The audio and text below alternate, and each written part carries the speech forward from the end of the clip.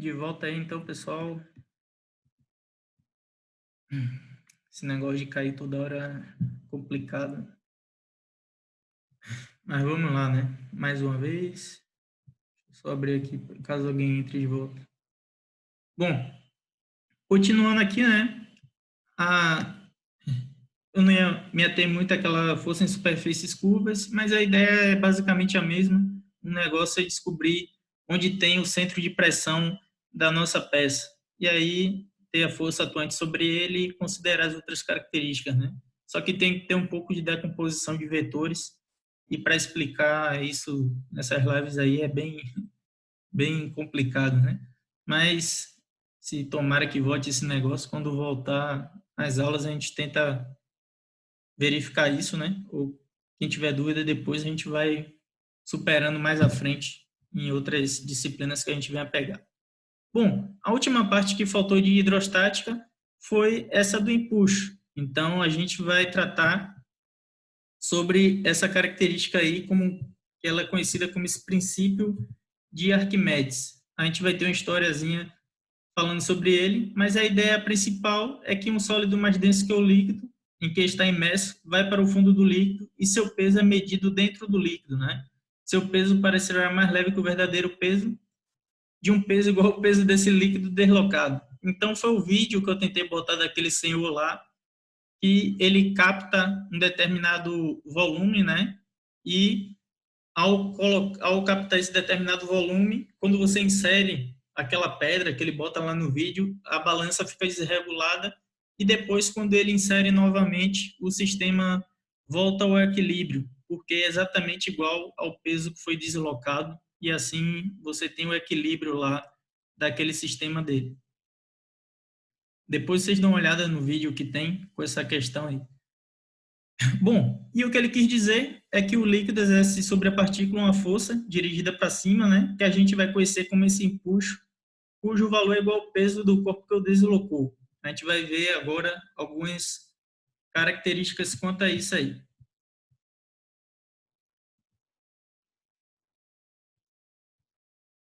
Bom, e de onde foi que veio, né? De onde foi que veio isso aí que eu falei para vocês que estava relacionado a esse princípio de Arquimedes? Então, conta os livros, né, que a gente tinha um sábio grego que chamava Arquimedes, e ele descobriu enquanto tomava banho que quando procurava responder a um determinado rei lá, que eu não sei o nome, né, se a coroa dele era de ouro puro, o rei mandou fazer uma coroa de ouro. Então, para isso ele contratou uma determinada pessoa lá, um artesão da época, sei lá, algo assim, que com uma boa quantidade de dinheiro, né, e o ouro necessário, o cara ficou de fazer o que o cara queria lá. Bom, na data da entrega lá, o cara entregou essa coroa de ouro, porém o rei ele ficou desconfiado. Ah, esse artesão, será que ele não trocou o ouro por um determinado tipo de material, né? E pediu que um determinado sábio investigasse. E esse sábio, no caso da gente, foi o Arquimedes. E ele observou, né, quando ele estava lá tomando banho, sei lá, em algum lugar, que à medida que seu corpo mergulhava numa banheira cheia de água, ela transbordava, e assim ele concluiu que ele podia resolver o problema da coroa através dessa relação aí, né, ao submergir uma determinada condição lá entre essas estruturas com o mesmo peso, vamos dizer, e volumes diferentes, né? E aí surgiu um negócio lá, aquele eureka lá e tudo mais. Bom, então ele pegou um vasilhame com água e mergulhou um pedaço de ouro, né? Do mesmo peso da coroa, então registrando o quanto de água tinha subido. E ele fez o mesmo com um pedaço de prata, fez um lá registro e comparou o quanto a água subiu, né? O desnível subiu lá dessas características. Por fim, ele inseriu essa coroa na água e ela elevou o nível mais alto do que o ouro, né? E menos do que a prata. Então, Arquimedes constatou que havia sido feito com a mistura de ouro e prata. Por quê, né? Porque a gente vai ter variações aí de volume para uma mesma tipo de material. A gente verificou lá em algum momento, acho que eu botei um videozinho para vocês, e tinha essas relações aí. Para o mesmo tipo de material, mesmo tendo dimensões diferentes, quando vocês iam calcular, a massa específica dava igual, né? Então, nesse caso, vocês vão ter algumas características um pouco diferentes aí. Beleza. Então, sendo que você ter esse volume deslocado pela coroa foi bem maior, né, do que esse volume de água deslocado por esse bloco de ouro dele. E assim ele constatou lá que tinha uma determinada diferença nesse volume que vocês têm aí, por esse princípio aí do empuxo. Então, vocês têm essa força, que esses corpos completamente submersos ou flutuando, eles sobre a ação de uma força, onde se encontra o denominado empuxo. Então, a gente tem um determinado lâmina d'água, tem um corpo aqui atuando, esse corpo tem um peso, né, que força para baixo, e para contrapor, a gente tem uma força dirigida para cima, e essa nossa força é conhecida como um empuxo. E assim tem essa definição, essa força líquida vertical com sentido para cima é o que você tem lá como essa nossa força empuxo. Aqui é mais ou menos como deduziu essa determinada força aí. Então, você tem que ter um determinado volume de um corpo. A gente vai ver porque isso é importante mais para frente, né?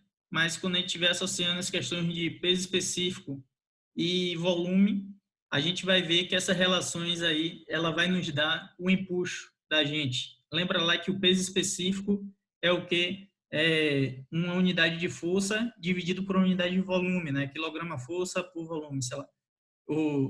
E quando a gente tem um volume de uma determinada estrutura, quando você multiplica quilograma força dividido por volume vezes um volume, você vai cortar os volumes, né? Vamos supor que esteja em metros cúbicos, e vai sobrar só uma unidade de força. E essa unidade de força para a gente é o nosso empuxo. Resumindo, né, para tentar adiantar, é isso que ele está dizendo com todas as aí. Não vou ficar falando cada uma delas, né, para não ficar muito complicado aqui. Bom, no fim, basicamente, vocês vão ter um empuxo ali com essa característica, né? O sentido da força empuxo é a força que age sobre o corpo e é oposto àquele mostrado no diagrama de corpo livre. Então, ela é essa nossa força que é contrária ao peso, basicamente. Não tem muito mistério com ela, não. E essa força empuxo apresenta módulo igual ao peso do fluido deslocado. Por isso que é importante, se vocês perceberem, o vídeo daquele senhor que eu mostrei, do professor que eu passei para vocês, e ele faz insere uma determinada pedra, sei lá, e essa pedra desequilibra todo o sistema, e depois ele reinsere esse peso deslocado no sistema e ele volta a entrar em equilíbrio, né? Porque ficou tudo igual, não tem mais essa força atuante desequilibrando o sistema dele lá. Então, à medida que ele acrescenta, fica tudo ok novamente. Bom, aí tinha esse exercício, é bem simplesinho, só que ele bota uma esfera. Ele tem essa esfera e eu calculei para vocês aí, né? Que eu achei que ia ficar ruim de vocês verem lá. Mas o empuxo ele vai ser aquilo ali, o peso específico vezes um determinado volume.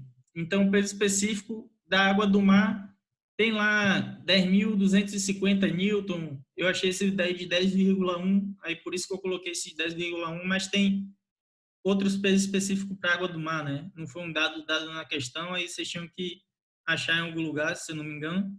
E o volume de uma esfera, no caso, é π, que vocês têm aí 1,5, que a gente tem, cadê?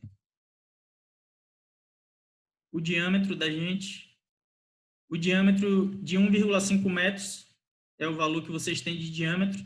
Então, o volume dessa esfera, ela é dado por essa fórmula, π vezes d ao cubo, que é o diâmetro da esfera, dividido por 6. Normalmente, quando vocês forem olhar na internet alguma coisa, o volume da esfera é dada pelo raio. Só que, mais uma vez, eu só costumo usar tudo como diâmetro, né? Então, eu transformei para diâmetro aí para usar em função do diâmetro. E quando usa essa equação do volume da esfera, ela apresenta esse formato, π vezes uma determinada diâmetro ao cubo dividido por 6. Então, se vocês perceberem, ó, o que está ao cubo aqui é o diâmetro, então a unidade de vocês também está ao cubo. Então, vocês vão ter o o volume, porque vai estar em metro cúbico, né? Metro cúbico vai ser nossa unidade de volume aí.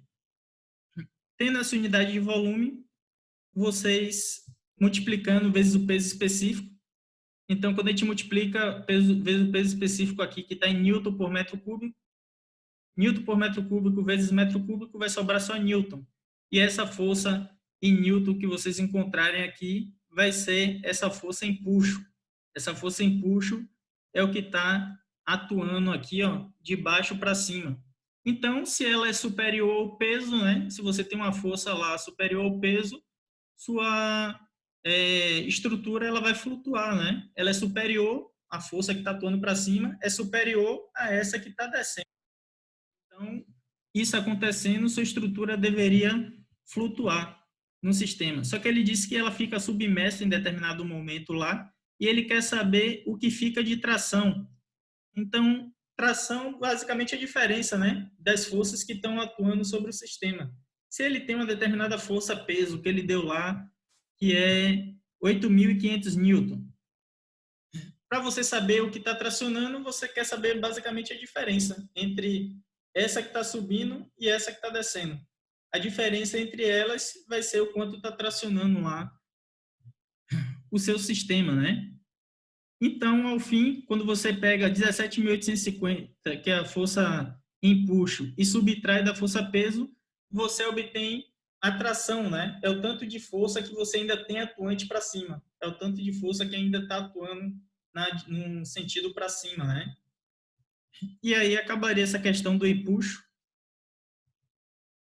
Aqui era basicamente isso. Eu planejei uma revisão para hoje, né? Aí eu queria saber de vocês aí, que agora eu acho que não dá nem mais tempo de fazer a revisão de todo o conteúdo. Eu não sei se vocês querem uma revisão geral na próxima aula, sobre todo o conteúdo e dar mais tempo para entregar os exercícios, ou se já quer que aplique o exercício que eu queria aplicar, né? Como se fosse o grau A de vocês, sabe? Mas para quem fez tudo no Excel, vai ser bem rapidinho fazer, eu acho. E para quem não fez, vai ter que se puxar um pouco aí, né? Para ver como resolver. Então, queria ver mais uma sugestão de vocês mesmo, se quer alguma revisão para a aula que vem ou coloca direto o exercício, né? Porque do modelo que está aí, ó, a aula, não sei se chega bem para vocês, se está ficando razoável, se está muito ruim, né? Daqui a pouco está muito ruim aí a didática desse modo aí, está complicado. Nisso eu acho que eu vou encerrar por aqui hoje mesmo, porque se eu começar a revisão, só falta 20 minutos, não vai dar nem para começar, né, a revisão completa, que era o que eu estava planejando para hoje, mas eu me alonguei mais do que eu esperava. Aí, estou à disposição, né? Se alguém quiser falar alguma coisa ou questionar algo, é agora, né? Se não, eu vou encerrar mesmo a aula aí. Nenhuma não? Ninguém vai falar nada? Então, pessoal, vamos ficar por aqui hoje. Viu? Aula que vem eu vejo o que é que eu faço, mas a princípio eu vou colocar lá um conjunto de exercícios e vocês vão ter que responder eles. Ah, beleza. Teve alguém que pediu para fazer uma revisão aqui. Eu vou tentar. Teve algumas pessoas que fizeram. Tem 3 tentativas, né, pessoal? Os exercícios lá. Quem ficou com um número baixo de nota, tenta refazer de novo, né? Porque tem mais tentativas para serem feitas, porque é aquilo que vai ser usado para a nota de vocês aí. Então, tenta me dar essa força aí, né? Já está sendo bem complicado. Tenta dar essa ajuda. Então, próxima aula eu venho com essa revisão geral e vejo como é que a gente trabalha isso. Para quem entrega no Excel, né, eu acho que vai facilitar muito. Então, quem estiver me entregando no Excel, vou estar olhando tudo aí. E depois vocês dizem o que é que acham, né? Mas por hoje eu vou acabar por aqui, então. Até a próxima aí, já que o Wagner falou, eu venho com a aula de revisão na próxima aula. E lá a gente tira algumas dúvidas, né? Qualquer coisa eu já coloco também os exercícios do grau A. E a ideia é que vocês façam, não é prejudicar ninguém. Até a próxima, então. A gente se vê aí. Vou encerrar aqui a reunião.